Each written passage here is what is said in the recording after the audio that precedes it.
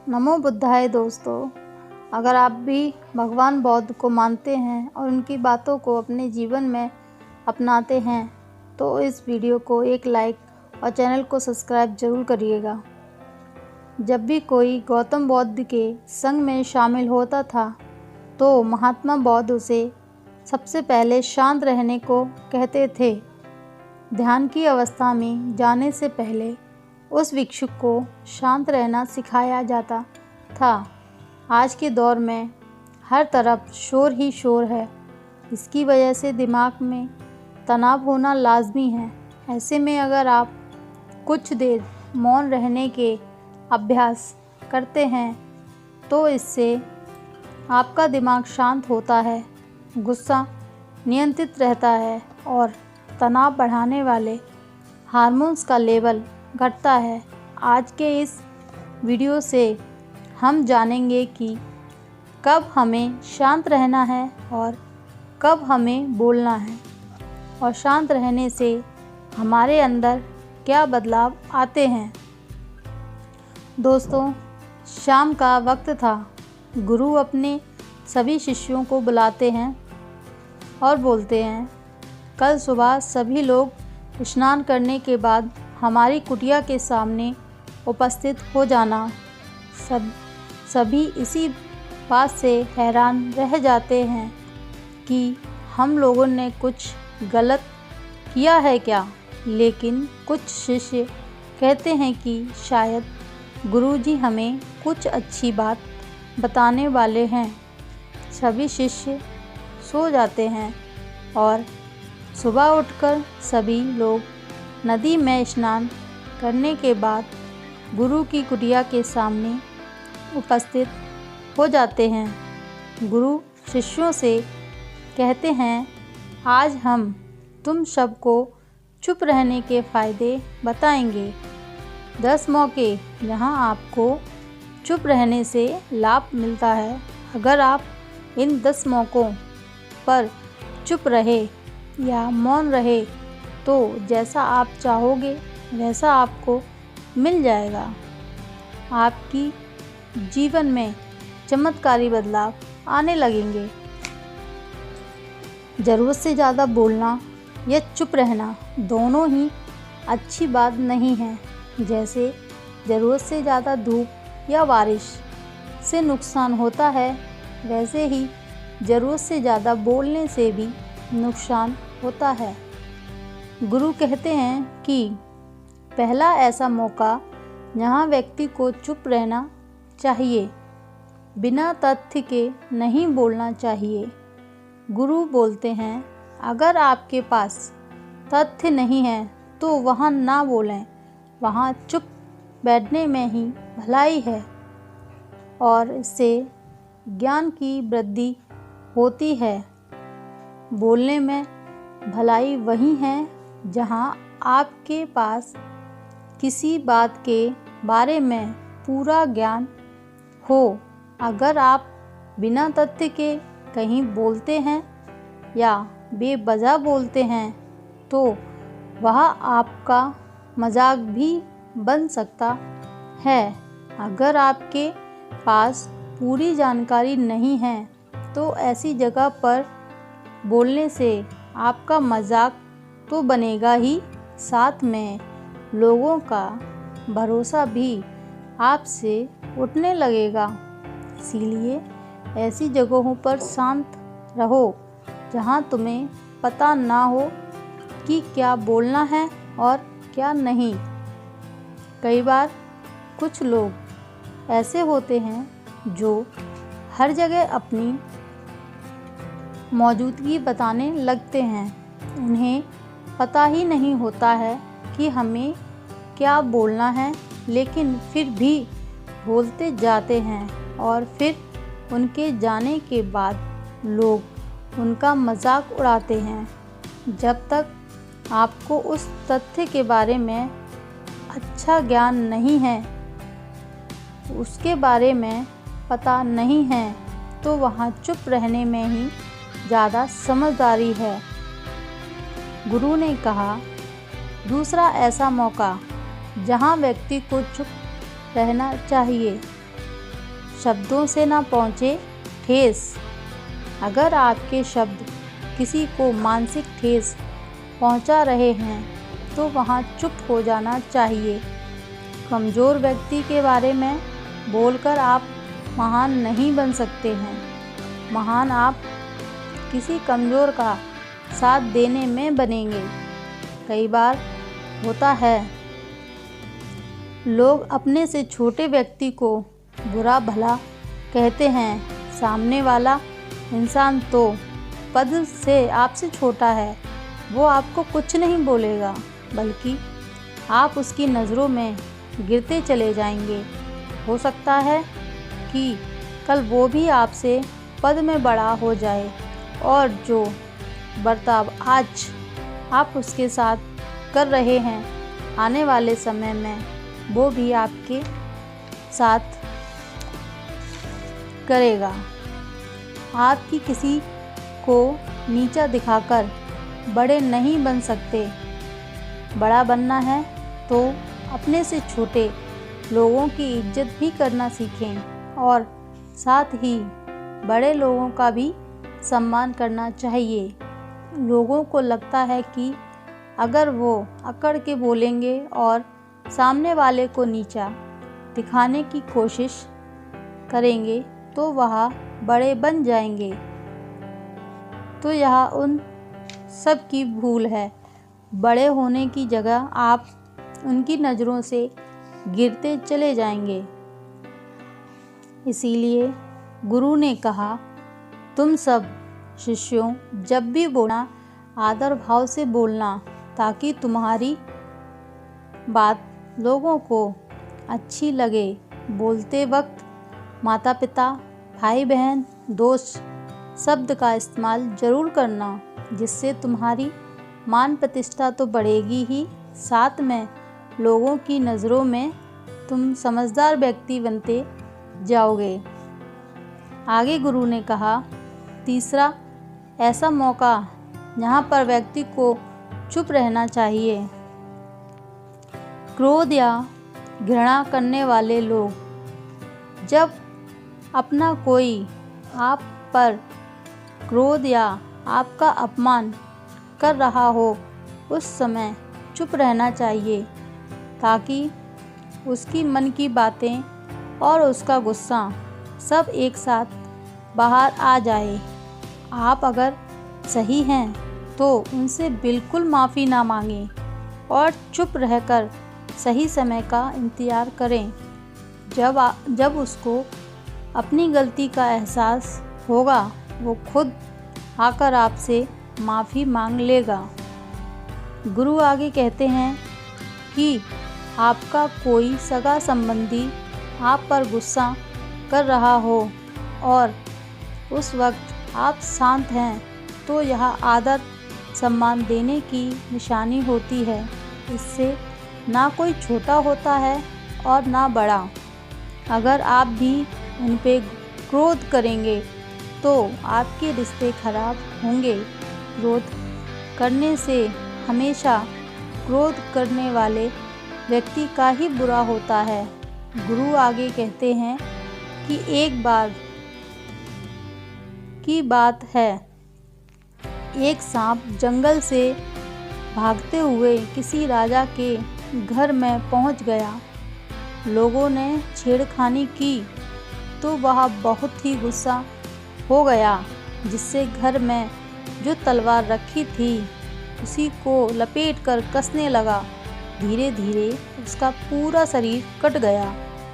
ठीक उसी प्रकार हमारा गुस्सा हमें तलवार की तरह काटता रहता है। गुस्सा ध्यान से ख़त्म होता है। प्रतिदिन अगर आप ध्यान करते हो प्रतिदिन, तो आपका गुस्सा आपके नियंत्रण में रहेगा। गुरु आगे कहते हैं कि आप रोज़ ध्यान का अभ्यास करें। इससे आपके शरीर में जो हार्मोन्स गुस्से को बढ़ावा देते हैं, वह सब आपके नियंत्रण में रहेंगे, जिससे आपका शरीर आसानी से गुस्से पर काबू पा लेगा। लेकिन एक तरीका यह भी है कि जब भी आपको गुस्सा आए तो आप यह समझने का प्रयास करो कि क्या मेरा गुस्सा सही है या नहीं, हमें वहाँ पर गुस्सा करना चाहिए या नहीं। तब आप खुद इस बात का आकलन लगा पाएंगे और खुद आपको पता चल जाएगा कि हमें गुस्सा करना भी चाहिए या नहीं। फिर भी आपको अगर गुस्सा आ रहा है तो आप वहाँ से हटने का प्रयास करें, वहाँ से दूर चले जाएं। धीरे धीरे समय के साथ आपका दिमाग शांत हो जाएगा। गुरु ने आगे कहा, चौथा ऐसा मौका जहाँ पर इंसान को बहुत ही समझदारी से काम लेना चाहिए, वहाँ पर आपको चुप रहना ही है। जहाँ पर आपको उस मुद्दे से कोई संबंध ना हो, वहाँ पर आपका चुप होना ही सही होता है। और अगर आप चुप रहने की जगह वहाँ पर बोलेंगे तो वहाँ पर बोलना आपके लिए नुकसानदेह हो सकता है। इसमें केवल आपका ही नुकसान है। जहाँ भी किन्हीं दो लोगों के बीच हो रहे विवाद में ना घुसें। अगर वो आपको अपना झगड़ा शांत करवाने के लिए बुला रहा है तो ही वहाँ जाएं। किसी की व्यक्तिगत मामले में दखल नहीं देना चाहिए जब तक कि वह व्यक्ति आपको नहीं बुलाता। इसी में समझदारी होती है। और अगर आप बिना बुलाए उनके व्यक्तिगत मामले में दखल देते हैं तो इससे आपकी मान प्रतिष्ठा पर भी दाग लगता है। आगे गुरु कहते हैं, 10 मौक़ों में से 5वां ऐसा मौका यहाँ पर व्यक्ति को बहुत ही समझदारी के साथ चुप रहना चाहिए। आपके शब्दों से किसी मित्र को हानि ना पहुँचे। अगर आपके शब्द सामने वाले के परिवार या मित्रों का प्रतिष्ठा के बारे में बुरी झलक दिखा रहे हैं तो वहाँ आपको चुप रहना चाहिए। किसी के परिवार या फिर मित्र के बारे में बुरा बोलने से केवल आप ही बुरे बनेंगे। जो चीज़ आसानी से खत्म की जा सकती है उसे अपने शब्दों से बड़ा ना करें। बिना चिल्लाए बात करने का प्रयास करते रहना चाहिए। अगर आप बिना चिल्लाए कोई बात नहीं कर सकते तो वह आपका चुप रहने में ही भलाई है। किसी पर चिल्लाने से आपके व्यवहार के बारे में पता चलता है। ज़्यादा बोलने से चीज़ें खराब ही होती हैं। कई बार कुछ रिश्ते तेज़ बोलने की वजह से ही टूट जाते हैं। इसलिए अपनी आवाज़ में मीठापन लाएं। आपके शब्दों से आपके मित्र को हानि नहीं पहुंचनी चाहिए। कभी कभी दोस्तों के साथ जब हम मजाक करते हैं तो ध्यान रहे कि आपके शब्दों से किसी का अनादर ना हो। मजाक को भी शब्दों में मायने में ही रखें। जहाँ किसी को शब्दों से चोट ना लगे वहाँ चुप हो जाएं। जहाँ आपके शब्दों से किसी को दुख होता है, ज़्यादा बोलने से हमेशा नुकसान ही होता है। किसी और की प्रतिष्ठा को अपने शब्दों के माध्यम से ठेस नहीं पहुंचनी चाहिए। यदि आपके शब्दों से किसी और की प्रतिष्ठा को ठेस पहुंच रही है तो वहां आपको चुप हो जाना चाहिए। जब कोई व्यक्ति आपके सामने नहीं है तो उस व्यक्ति के बारे में बुरे शब्द किसी तीसरे के सामने में ना बोलें। गुरु आगे कहते हैं, 6वां मौका जब कोई कर रहा हो किसी की बुराई।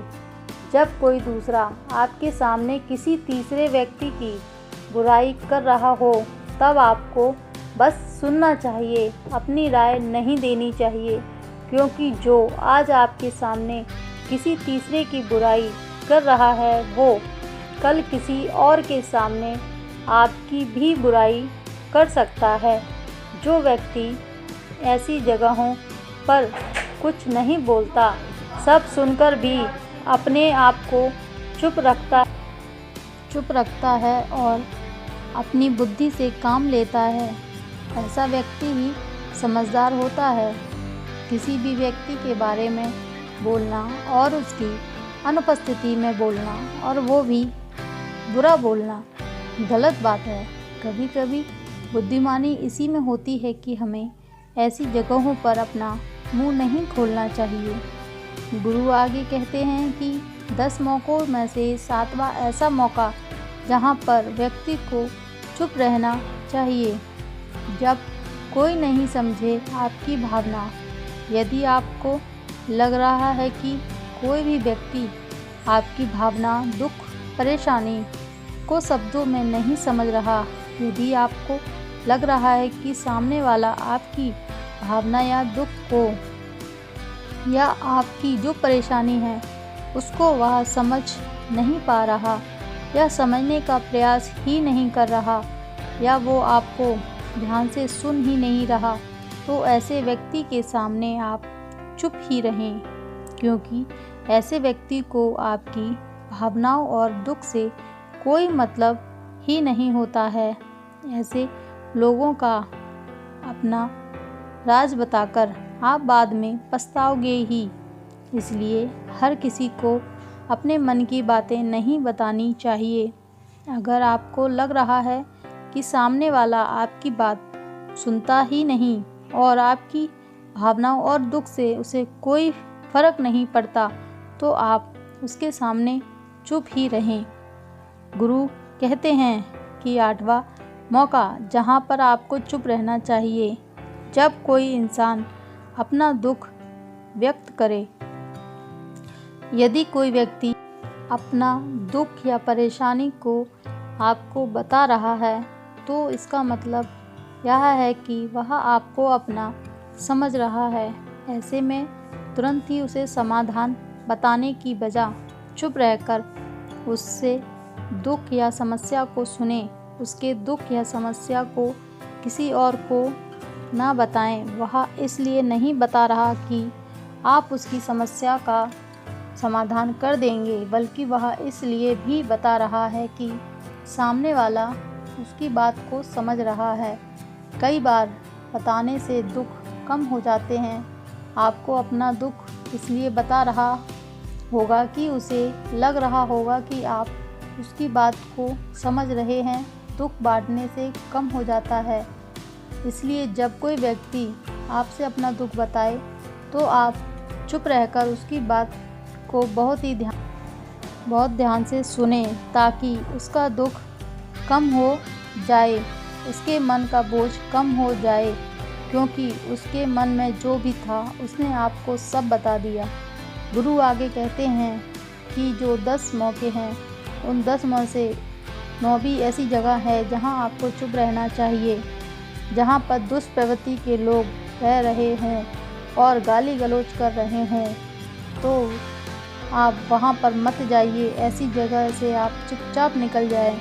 मतलब आप अपनी प्रतिक्रिया दिए बिना वहां से चले जाएं, क्योंकि जिसकी ज़ुबान खराब होती है, जो दुष्प्रवृत्ति के लोग होते हैं, उनको आप ऐसे समय में नहीं समझा सकते जब उनका दिमाग पूरी तरह से शांत हो जाए, तभी वो आपकी बात सुनेंगे। इसीलिए जहाँ पर दुष्प्रवृत्ति के लोग आपकी बात ना मानते हों और ना सुनते हों, तो आप वहाँ पर बोलना नहीं चाहिए। गुरु कहते हैं 10वां ऐसा मौका यहाँ पर आपको शांत हो जाना चाहिए। अपनी सफलता का राज हर किसी को ना बताएं। कई बार होता है कि कुछ लोग जो सफलता को बहुत ही जल्दी प्राप्त कर लेते हैं, वह हर जगह अपनी सफलता का ढिंढोरा पीटने लगते हैं।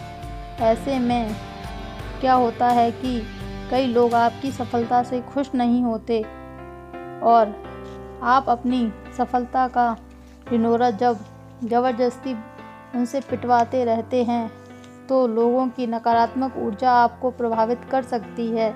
जब आप सफल होंगे तो सबको पता चल ही जाएगा कि आप सफल हो गए हैं, इतना कहकर गुरु ने कहा, शिष्यों, आज के लिए बस इतना ही। अगर तुम सब मेरी ये 10 बातों को अपने जीवन में अपना लेते हो तो तुम सब काफ़ी हद तक परेशानियों से बचे रहोगे और अपने जीवन को सुखी बना लोगे।